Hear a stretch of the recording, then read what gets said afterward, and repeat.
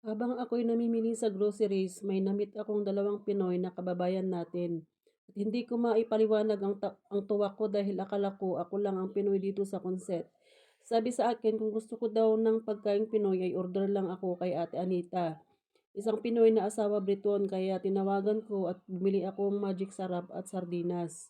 At habang hinihintay ko siya at dito sa bus station ay maglalaro muna si little boy.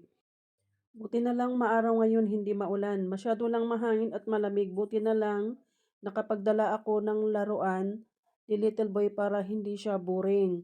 Masyado pa naman siyang iyakin pag wala siyang ginagawa. Pag sabihin na naman sa akin, I want to go home.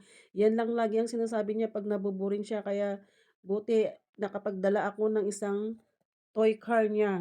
At yan, naglalaro na siyang mag-isa. Sa may bus station. Mga guys. Ayan. Saan kami naligaw ni Little Boy nung isang araw. na, nagluwang kami sa Balingabas. Naiyaw-awang kami. Hello guys! May namit ako si ate. Ano ba ang pala mo te? Ate Nita. Ate Nita. Ito, Sambales daw siya. Kaya nagkita kami today. At sinamahan niya ako na mili-mili. At ayan, at bumili rin ako sa kanya ng mga Filipino food. Mami!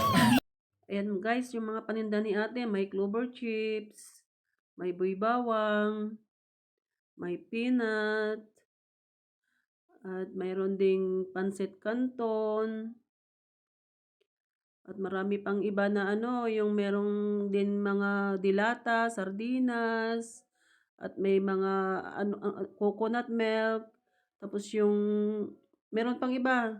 Tapos sinigang mix, mamasitas, powder, at kari-kari. At meron ding salabat. Bumili ako ng salabat niya kasi sa dito sa ubo ko. Makati ang lalamunan. May tinola powder, tapos may sinigang sa gabi. Yan, bumili ako ng sinigang sa gabi. May Argentina corned beef. At meron ding oyster sauce, mamasitas. Meron din siyang chicken and corn. Ayan, taro leaves. Bumili ako ng taro leaves. At lulutuin ko pag nakalipat na kami. Ayan, chicken and corn soup. Squid, dried squid. Ayan, dried squid. Gusto ko sanang bumili ng ganyan kaso lang hindi ako makapagluto. Ayan, may kaong, green kaong para sa macaroni salad. May dato puti vinegar. Tapos meron din siyang dato puti na soy sauce. Soy sauce. At meron din siyang Maggi sabor. Ayan, Maggi sabor. Ayan mga guys. Ayan mga kaibigan, yung mga paninda ni Ate Nita na taga Sambales. Sabi ni Ate Nita na pag may time, pupuntahan namin ulit siya para magluto-luto kami ng pagkaing Pilipino. Lalong-lalo na daw yung bilo-bilo, yung sa tambong-tambong tawag sa amin yun sa Ilocano, tambong-tambong, yung bilog-bilog na maliliit, yun. Tapos tatawagin daw niya yung mga kaibigan niya ring mga Pilipina para gathering daw kami. Kaya sabi ko, okay lang. Sabi ko naman sa kanya, mabait naman si Ate Nita. Kaso lang, silang dalawa na lang sa bahay nila kasi syempre may pamilya na rin yung anak niyang dalawa.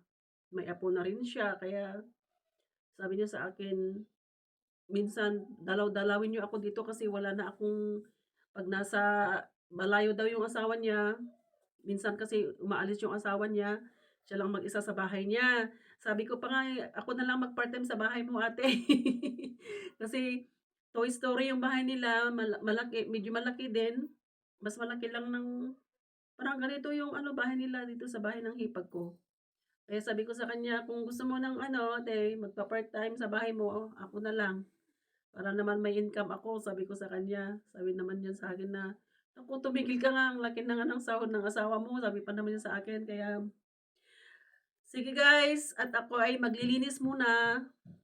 Kasi Anong oras na naman? Mag-aalas 11 o'clock na naman ng umaga at ako'y maglilinis, mag-vacuum, at magluluto ako ng lunch namin ng mga bata pagdating ni Iris ng 3 p.m. Sige guys, thank you for watching. Salamat po sa time.